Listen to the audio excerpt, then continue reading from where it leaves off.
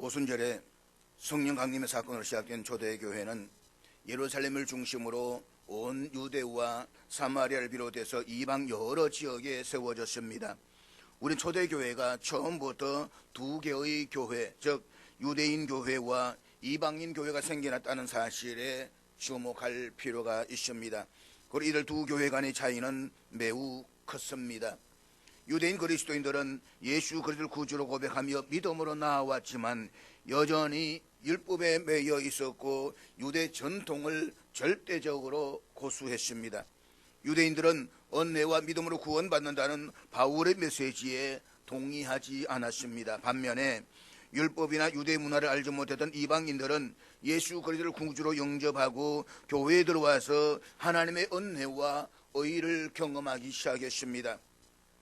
이방인 그리스도인들은 행위가 아니라 오직 예수 그리스도를 믿음으로 구원받는다고 배웠습니다. 유대인 그리스도인들과 이방인 그리스도인들 간의 가장 첨예한 문제는 할례와 율법이었습니다. 유대인 그리스도인들은 이방인 그리스도인들도 할례를 받고 율법을 준수해야만 한다라고 주장했습니다. 유대인 그리스도인들이 있어서 율법의 준수와 할례는 구원의 조건이었습니다. 그렇지만 예루살렘 공의회는 율법이 이방인 그리스도인들에게 적용될 수 없다는 결론을 내렸습니다. 그리고 우상에게 바친 더러운 음식과 음행과 목매어 죽인 것과 피를 멀리하라는 그것 외에는 이방인 그리스도인들에게 어떠한 율법의 굴레를 씌워서도 안 된다라고 결의를 했습니다. 바울은 예루살렘 공의회의 결의에 따라서 이방인들에게 율법이나 할례를 강요하지 않았습니다. 유대인들은 할례를 받아야 하고 이방인들은 할례를 받을 필요가 없다. 바울은 분명히 그렇게 가르쳤습니다. 바울은 율법이나 할례가 아니라 오직 예수 그리스도에 대한 믿음으로 의를 얻는다라고 가르쳤습니다. 하지만 소문이라는 것이 늘 그렇듯이 그것들은 과장되어 돌아옵니다.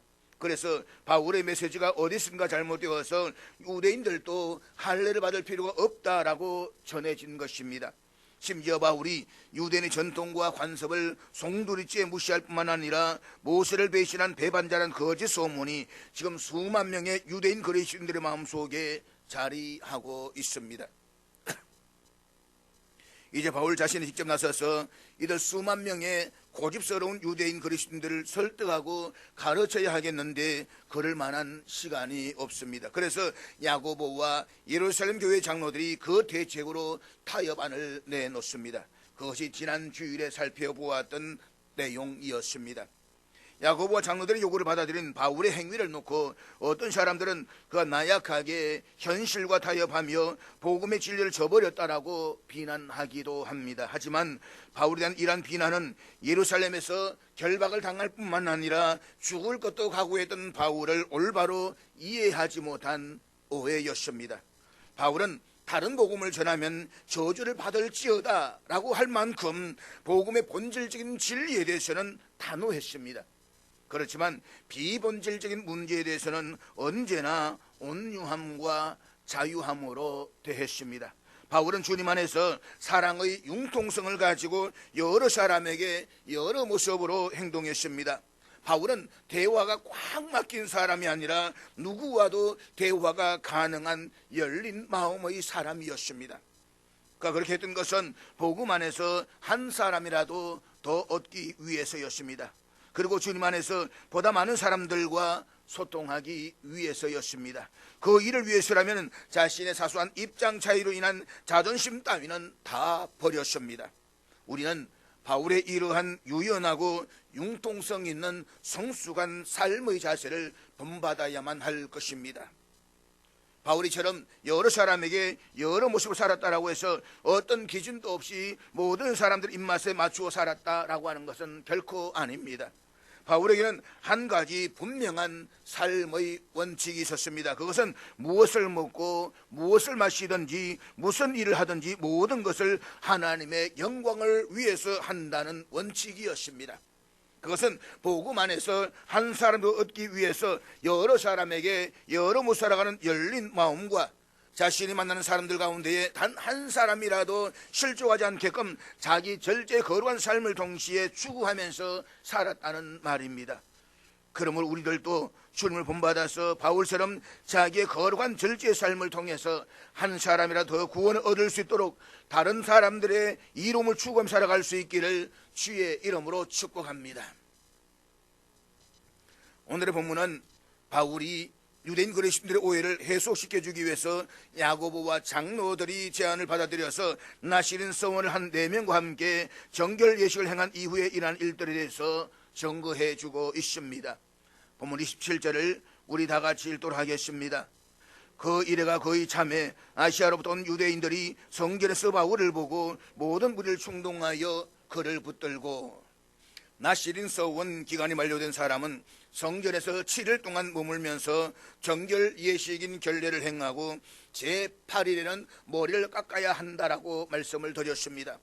야고보와 장로들이 바울에게 맡긴 4명도 예루살렘 성전에서 나시린 서원 만료 예식이 거의 끝나갈 무렵이었습니다. 그래서 바울은 그들의 기한 만료 예식을 끝까지 도와주기 위해서 그때까지 성전을 떠나지 않고 있었습니다.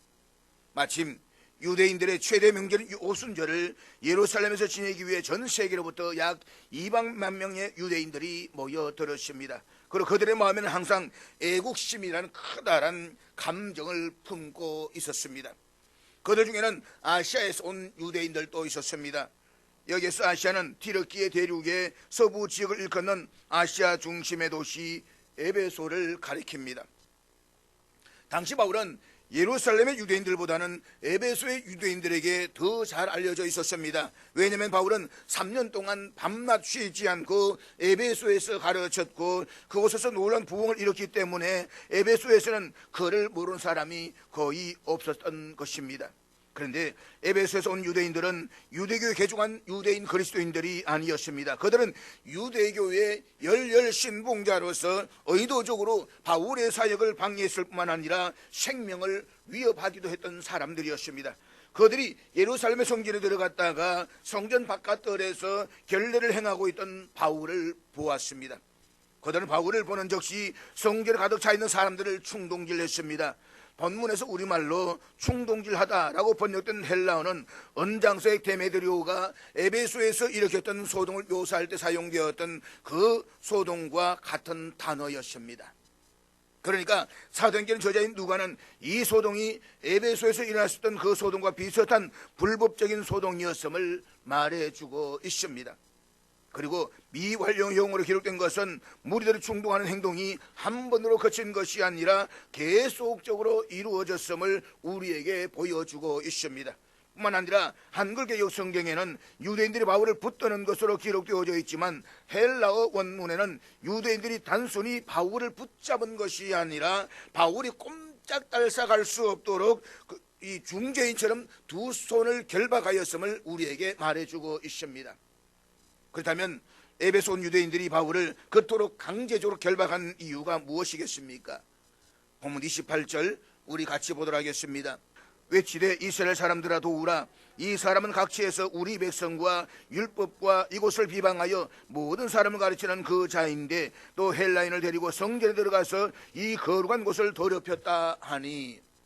본문을 통해서 보면 에베소에서 온 유대인들이 충동질에서 바울을 결박한 죄목은 2가지였습니다. 그 2가지가 무엇입니까? 그들이 밝힌 바울의 첫 번째 죄목은 바울이 각처에서 잘못된 가르침을 퍼뜨리고 있다는 것이었습니다. 그러니까 바울이 우리 백성 즉 유대인과 율법 이곳 즉 성전을 회방하고 반대했다는 것입니다. 유대인들은 자신들이 하나님의 선택된 백성이라는 자부심이 대단했습니다. 그리고 자신들의 유대인의 특징의 상징은 하나님께서 모세를 통해서 주신 율법과 하나님의 거하시는 거룩한 성전으로 상징이 되었습니다. 그런데 바울이 유대인 그토록 대단한 자부심을 가지고 이 3가지 즉 유대인과 율법과 성전을 비방하면서 반대했다는 것입니다. 바울이 모든 장소에서 율법과 유대인과 성전을 반대하여서 모든 사람들을 그릇 가르쳐 왔다라고 한다면 바울은 얼마나 고약한 중죄인이겠습니까? 특히 에베소서 온 유대인들은 바울을 가리켜서 그 자라고 불렀습니다. 이것은 성전에 모여있던 사람들도 모든 장소에서 모든 사람들을 가르쳐봤다는 바로 그 사람에 대해서 알고 있다는 의미였습니다. 그동안 바울이 거쳐가는 곳마다 바울을 배교자 낙인을 찍어서 죽이려고 거짓 소문을 퍼뜨렸던 유대인들의 거짓 모함이 예루살렘 성전을 가득 메우고 있던 사람들 사이에서도 그 정도로 이미 광범위하게 유포되어져 있었다는 것입니다. 바울을 비방하며 고소한 두 번째 이유는 성전 곧 거룩한 곳을 더럽게 하였다는 것입니다. 예루살렘 성전은 지성소와 성소가 있고 사람에 따라서 출입할 수 있는 곳이 제한되어져 있었습니다. 앞에 예루살렘 성전 조감들을 보면 알 수 있듯이 맨 안쪽에는 제사장들만이 들어갈 수 있는 제사장의 뜰이 있고, 거기 조금 벗어나게 되면 유대인 남자들만 들어갈 수 있는 유대인의 뜰이 있었습니다. 그리고 거기에서 조금 더 벗어나면 유대인 여자들이 출입할 수 있는 여인의 뜰이 있었고, 성전 바깥에 이방인의 뜰이 있었습니다. 이 여인의 뜰과 이방인 뜰 사이에는 큰 담이 있어서 이방인은 그 안으로 들어갈 수가 없었습니다. 이방인은 거기까지였습니다. 만약 이방인이 이방인의 뜰을 넘어서서 성전 안으로, 즉 이스라엘의 뜰 안으로 들어가면 그가 누구든지 죽음을 면할 수가 없었습니다. 로마 당국도 유대인들의 이러한 종교적 금기사항에 대해서 인정하고 있었습니다. 그렇기 때문에 설령 로마 시민권을 가진 이방인이라고 할지라도 이스라엘의 뜰 안으로 들어가면 반드시 죽음의 형벌을 면할 수가 없었습니다. 그래서 이방인들이 부재 중이라도 성전 안뜰 안으로 들어가지 못하도록 안쪽 경내 이런 계단의 발치 부근에 1.4m 높이의 돌로 된 칸막이용 벽을 만들어 쌓았는데, 그곳에는 다음과 같은 헬라어와 라틴어로 쓴 이 경고문이 붙어 있었습니다. 외국인은 성전과 그 경내를 둘러싼 울타리 안으로 들어갈 수가 없다. 울타리 안으로 침입하다가 적발되어 사형을 당하는 자는 자신의 죽음에 대하여 스스로 원망할 수밖에 없다. 바울이 이방인을 성전 안으로 데리고 들어간 것이 사실이라고 한다면 이방인은 말할 것도 없고, 그 이방인을 성전 안으로 끌어들여서 성전을 더럽힌 바울도 역시 성전 모독죄로 죽음을 피할 수가 없었습니다. 그런데 바울에 대한 에베소에서 온 유대인들이 밝힌 두 가지의 제목은 모두가 다 새빨간 거짓말이었습니다. 바울이 모든 장소에서 모든 사람에게 그릇 가르쳐봤다는 것이 사실이 아니면 우리가 지난 시간에 이미 확인했습니다. 그리고 바울이 이방인을 성전으로 끌어들여서 성전을 더럽혔다라고 하는 것도 전혀 사실이 아니었습니다. 본문 29절 말씀 같이 보도록 하겠습니다. 이는 그들이 전에 에베소 사람 드로피모가 바울과 함께 시인에 있음을 보고 바울이 그를 성전에 데리고 들어간 줄로 생각함이러라. 지금 성전에 있는 사람들을 충동질하여서 바울을 붙잡아서 결박한 사람들은 에베소에서 온 유대인들이었습니다. 그들이 민족의 명절인 오순절을 지키기 위해서 예루살렘에 왔다가 역시 에베소에 살고 있는 헬라인 드로피모가 바울과 함께 있는 것을 보았습니다. 아마 바울이 3년 동안 에베소에서 복음을 전할 때에 주님을 영접했던 드로피모가 뜻깊은 오순절을 지내기 위해 예루살렘에 왔다가 바울을 만나서 함께 있게 된 것으로 보여집니다. 그때 드로피모와 바울은 예루살렘 성전 안에 함께 있지 않았습니다. 에베소에서 온 유대인들은 바울과 드로피모가 예루살렘 시내에 함께 있는 것을 보았을 뿐이었습니다. 바울은 성전의 울타리 안으로 드로피모를 데리고 들어간 적이 없었습니다. 그럼에도 불구하고 에베소에서 온 유대인들은 단지 바울과 드로피모가 예루살렘 시내에 함께 있었다는 사실만으로 바울이 그를 성전 안에까지 데리고 들어갔었다라고 단정한 것입니다. 그래서 사람들을 충동질해서 그를 결박시켰을 뿐만 아니라 바울이 성전을 더럽혔다라고 공개적으로 고발한 것이었습니다. 이것은 에베소에서 온 유대인들의 의도적인 거짓말이었다라고 하기보다는 바울을 적대시하는 편협된 마음에서 비롯된 잘못된 추측적 판단이었습니다. 본문에서도 들어간 줄로 생각함이었더라 라고 해서 그들이 직접 두 눈으로 본 것이 아니라 아마 들어갈 것이라고 단지 추측하고 가정하였음을 말해주고 있습니다. 지금 유대인들의 충동질에서 바울을 붙잡아 결박한 에베소서 온 유대인들은 바울이 소아시아에서 복음을 전할 때부터 바울이 가는 곳마다 따라다니면서 계속적으로 복음을 전하지 못하도록 방해하고 핍박했던 그 사람들이었습니다. 바로 그 사람들이 여기까지 따라온 것입니다. 사람을 살리기 위해서 따라온다면 모르겠지만 죽이기 위해서 악자까지 여기까지 따라온 것이니 이게 보통 극성이겠습니까? 사람이 이렇게까지 악할 수가 없는 것입니다. 그렇다면 이들이 바울을 그토록 박해하고 죽이려고 했던 이유가 무엇입니까? 그것은 바로 시기와 질투 때문이었습니다. 바울이 가는 곳마다 복음을 전했을 때에 많은 사람들이 주께로 돌아왔습니다. 사도행전의 저자인 누가는 그때마다 유대인들은 그 무리를 보고 시기가 가득하였다라고 증언하고 있습니다. 자기들은 열심히 전도하고 열심히 모아도 사람들이 모이지 않는데 바울은 알지 못하는 사람이 와서 한번 복음을 전했는데 수많은 사람들이 몰려들었습니다. 그 많은 사람들을 바라보면서 시기하고 질투가 일어났다라고 하는 것입니다. 그런데 그들은 바울을 시기하고 질투하는 것으로 그치지 않고 바울을 따라다니면서 조직적으로 소동을 일으켰을 뿐만 아니라 바울을 죽이려고까지 했습니다. 시기와 질투가 이렇게 무서운 것입니다. 시기와 질투가 강하게 일어나기 시작하면 신앙이고 뭐고 눈에 보이는 것이 없습니다. 시기하고 질투하는 사람은 저가 죽어야 내가 산다는 생각을 가지고 있습니다. 참으로 무서운 생각이 아닐 수가 없습니다.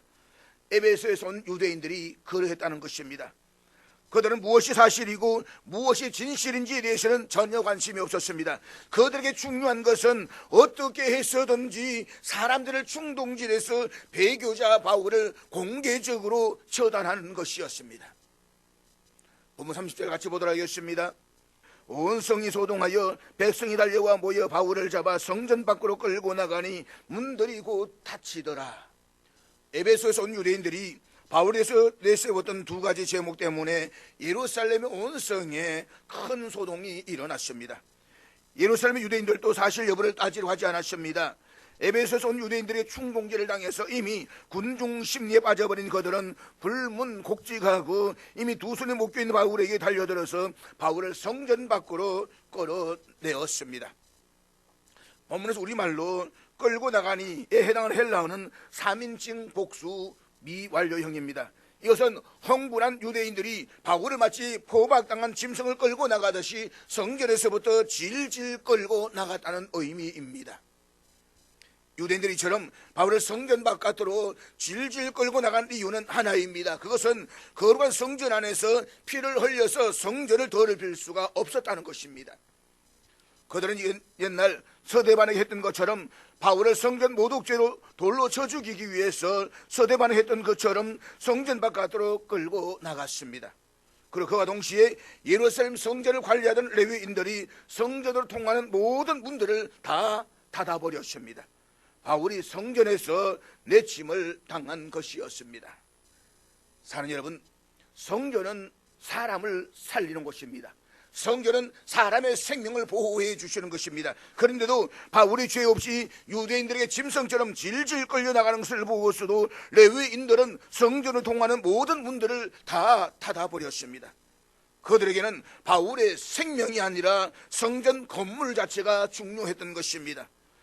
바울이 주님을 본받아서 한 사람이라도 더 구원받을 수 있게끔 많은 사람의 이로움을 추구했던 참된 그리스도인의 표본이라고 한다면 본문의 유대인들은 다른 사람은 아랑곳하지 않고 자신들의 이로움만을 추구하는 이기적인 인간들의 전형입니다. 이런 인간들은 본문의 유대인들처럼 무엇이 옳고 그르냐, 어느 쪽이 진실이고 거짓이냐는 따지지 않습니다. 그들은 어떻게 하면 자기에게 더 이로운 질만을 따집니다. 그래서 그들은 본문의 유대인들처럼 자신의 이로움을 위해서 온갖 방법으로 사람들을 충동질하고 멀쩡한 사람을 거짓으로 모함하기도 하고 자신의 이로움에 장려되는 사람은 짓밟아 버리거나 아예 제거해 버리고 마는 것입니다. 본문 31절입니다. 그들이 그를 죽이려 할 때에 온 예루살렘이 요란하다는 소문이 군대의 천부장에게 들리매 오순절 기간에 전 세계로부터 수많은 사람이 모여들었던 유대인들 가운데서 보면 가끔 격분한 유대인들이 로마 군대에 대항하여서 폭동을 일으키기도 했습니다.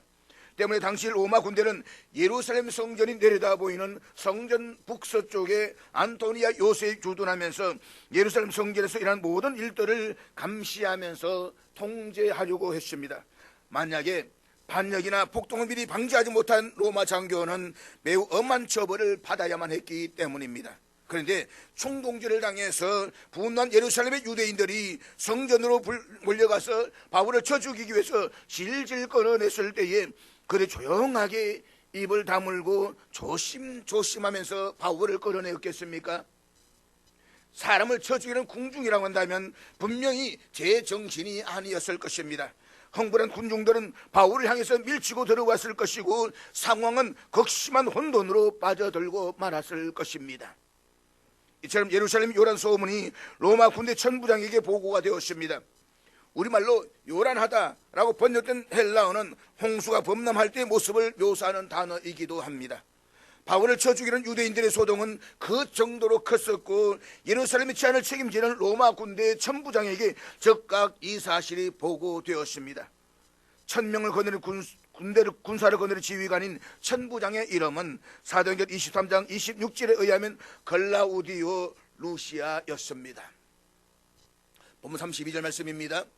그가 급히 군인들과 백부장들을 거느리고 달려 내려가니 거기 천부장과 군인들을 보고 바울 치기를 거치는지라. 천부장은 갑작스럽게 일어난 소동을 보고 보고받자마자 곧바로 백부장들과 함께 군사들을 데리고 현장으로 달려갔습니다. 본문에서 누가는 우리말로 급히라는 단어를 사용했는데 이것은 천부장이 폭동의 보고를 받자마자 지체 없이 곧바로 그 사고 현장으로 달려간 것을 의미합니다. 그도 그럴 것이 로마의 식민지란 모든 폭동과 소요에 대해서는 그곳의 천부장에게 1차적이고 직접적인 책임이 있었습니다. 당시 천부장의 거처인 안토니아 요새의 중간에 나 있는 계단이 예루살렘 성전의 바깥들과 연결되어 있어가지고 예루살렘 성전에서 무슨 사건이 터지기만 하면 요새의 군인들이 즉각 현장으로 출동할 수가 있었습니다. 예루살렘 성전 소동이 났다는 보고를 받은 천부장은 휘하의 군사들을 거느리고 바로 그 계단을 사용해서 현장으로 급히 달려 내려갔습니다. 천부장이 현장에 도착했을 때 유대인들은 바울을 처형하기 위해서 바울을 치고 있었습니다. 우리말로 치다라고 번역된 헬라어는 주먹뿐만 아니라 모든 종류의 흉기를 사용해서 상대에게 강하는 일체의 폭력 행위를 의미합니다. 천부장의 출동이 조금만 늦었다라고 한다면 바울은 죽음을 면치 못했을 것입니다. 천부장이 이때 데리고 갔던 군사들은 200명 이상이었을 것입니다. 200명 이상의 군인들이 군으로 맞추어 뛰어내려간 모습은 소요를 일으킨 유대인들에게는 충분히 위압적이었을 것입니다. 더구나 천부장과 군사들의 갑작스러운 출현에 바울을 치던 유대인들이 행동을 중단한 이유는 아마도 10여 년 전에 일어났던 소요에 대한 기억도 한몫했을 것입니다. 역사를 보게 되면 10여 년 전 6월절에 소요가 일어났을 때에 로마 군인들이 출동해서 진압을 했는데 그때 수백 명이 목숨을 잃는 엄청난 사건이 발생했다라고 합니다. 그들은 아마도 그때 그 사건을 기억했을 것입니다. 따라서 천부장과 로마 군사들 갑작스러운 출현에 유대인들은 바울을 치기를 잠시 멈추었습니다. 이어진 사건입니다. 33절 말씀 같이 보도록 하겠습니다.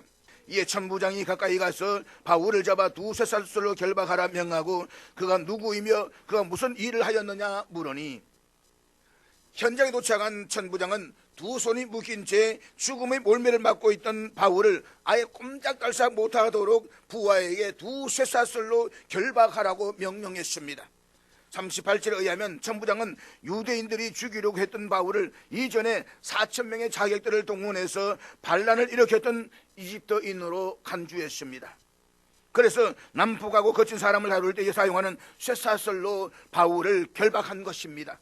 천부장은 바울이 아무리 불합적인 소요를 일으킨 범죄자라고 할지라도 법에 의해서 다스려져야 된다고 생각을 했습니다. 그래서 천부장은 바울을 죽이려던 유대인들에게서 그 바울이 누구이고 그가 무슨 일을 하였는지를 물었습니다.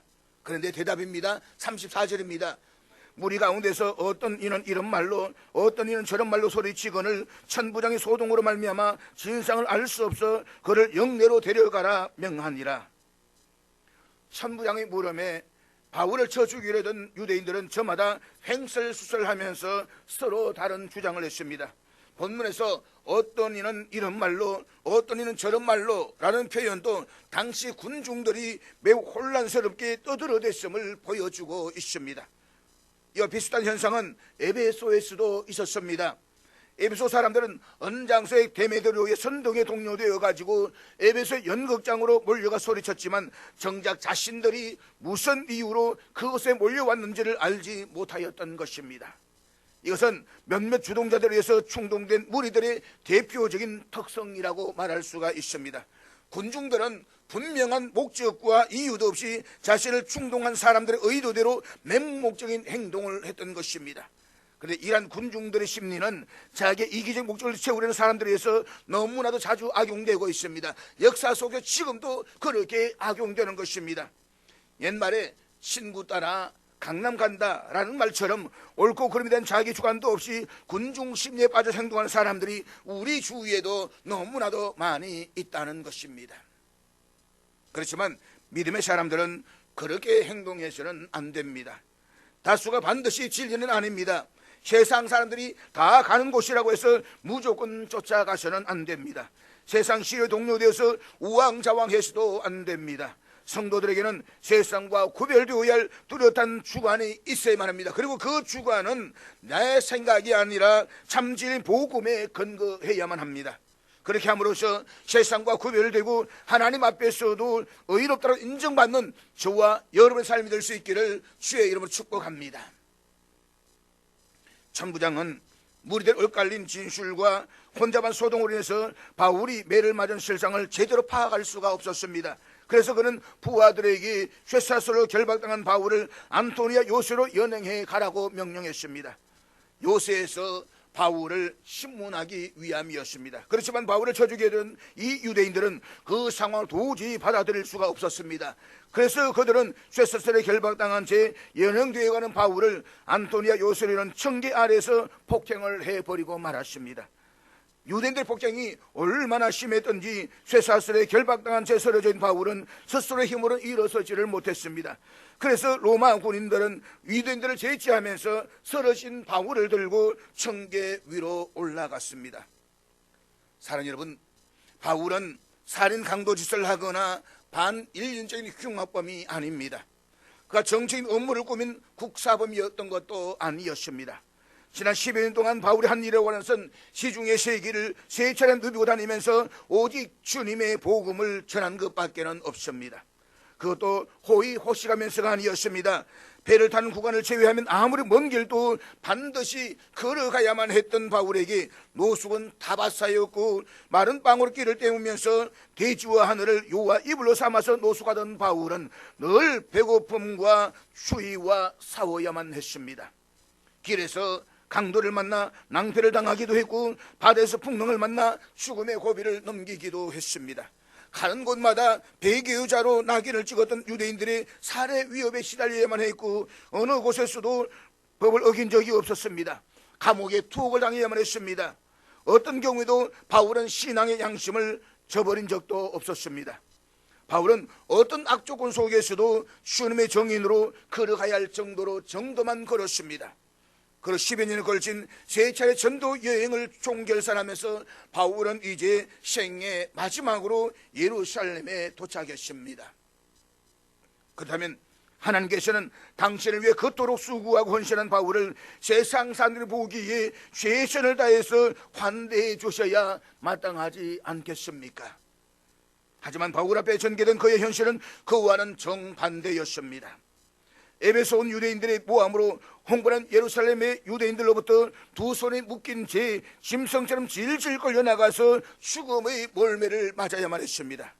현장에 천부장 군사들 데리고 출동하기는 했지만 천부장은 바울을 구해주기는커녕 오히려 바울이 꼼짝달싹도 못하도록 두세 사슬로 바울을 결박시켜 버렸습니다. 로마 군인들에게 들려서 청계에 올라가면서 자신을 죽이라는 유대인들의 거친 함성을 들어야만 했습니다. 일평생 주님을 위해 자신의 전생애를 던졌던 바울이 인생 말년에 그토록 비참하고 더 억울하게 생이 마감되어야 한다고 한다면 하나님이 과연 전능하신 하나님이시요 정의의 하나님이시다라고 말할 수가 있겠습니까? 그러나 이 모든 것은 본문의 사건을 한눈으로만 보았을 때의 광경입니다. 이전에 제가 앞서 말씀을 드렸듯이 하나님께서는 우리에게 하나의 눈이 아니라 두 개의 눈들을 주셨습니다. 그러므로 두 눈들을 지니고서도 눈앞에 보이는 현실만 집착하면서 살아가는 것은 두 눈들을 지닌 외눈박이와 같다라고 말씀을 했었습니다. 하나님을 믿는 사람들은 하나님께서 주신 두 눈들을 지니고 한 눈으로는 보이는 눈앞의 현실을 직시하면서 또 다른 한 눈으로는 그 너머에 보이지 않는 하나님의 섭리를 보면서 살아가는 사람들입니다. 지금까지는 우리 한 눈으로 본문 속에서 바울이 직면한 현실만을 보았습니다. 그러나 또 하나의 눈으로 바울의 현실 그 너머를 바라보면 오늘의 본문은 전혀 다른 이야기가 될 것입니다. 에베소에서 온 유대인들이 성전에서 바울을 만나서 성전에 있는 사람들을 거짓 모함으로 선동했을 때에 그곳에 유대인들이 바울을 처형하기 위해 성전 바깥으로 끌고 나갔더라면 바울은 자신이 최종 목적 삼았던 로마는 출발도 해보지 못하고 그들에 의해서 비참하게 허무하게 죽고 말았을 것입니다. 그러나 에베소 온 유대인들의 거짓 모함에 예루살렘의 유대인들이 몰려와서 괴성을 지르면서 바울을 죽이기 위해 소동을 벌였기에 천부장이 현장에 출동해서 바울은 죽음을 모면할 수가 있었습니다. 쇠사슬에 결박당한 바울이 로마 군사에 의해서 로마 군내 영내로 옮겨졌다고 한다면 그것은 그때부터 바울이 로마 제국의 죄수가 되었음을 뜻합니다. 그리고 그 순간부터 바울은 당시 지중해 세계에서 가장 막강한 군사력을 지닌 로마 제국의 군대 보호 속에 있게 되는 것입니다. 만약 이때 오늘 본문이 전한 것 같은 사건이 바울이 일어나지 않아서 바울 자신이 계획한 대로 로마를 향해서 출발했다고 한다면 결코 로마로 갈 수가 없었을 것입니다. 당시 바울을 죽이는 유대인들의 계획은 크게 달해 있었습니다. 앞으로 살펴보겠지만 바울을 죽이기 전에는 먹지도 마시지도 않겠다라고 맹세했던 40명의 유대인 결사대에 의해서 바울은 예루살렘을 벗어나기도 전에 그들의 칼에 죽고 말았을 것입니다. 그렇지만 분노한 예루살렘의 유대인들이 성전에 몰려와서 바울을 붙잡고 괴성을 지르면서 그런 소동을 일으킨 그 탓에 바울은 로마 제국의 죄수가 되어서 그를 결사대 암살 위험으로부터 벗어날 수가 있었습니다. 그리고 바울은 로마 제국 군사 보호 아래에서 자신의 최종 목적지 삼았던 로마에 무사히 입성할 수가 있었습니다. 바울이 천부장에 의해서 쇠사슬에 결박당해서 로마 제국 죄수가 되지 않았다고 한다면 결코 누릴 수가 없었던 신비로운 섭리였습니다. 그래서 바울을 결박한 쇠사슬은 그냥 쇠사슬이 아니었습니다. 그것은 하나님께서 바울을 위해 예비하신 은혜의 쇠사슬이었습니다. 사랑하는 여러분, 그동안 주님의 말씀을 쫓아왔음에도 불구하고 지금 오히려 모함과 비방의 쇠사슬, 불이익의 쇠사슬, 고난과 고통의 쇠사슬에 결박당해 있지는 않습니까? 그렇다면 그 쇠사슬만 보고 절망하는 외눈박이가 되지 말고 또 하나의 눈으로 그 너머에서 그 모든 상황을 섭리하시는 하나님을 바라보시기를 바랍니다. 그 쇠사슬의 말로 자신을 위해 하나님께서 예비하신 은혜의 쇠사슬임을 알게 될 것입니다.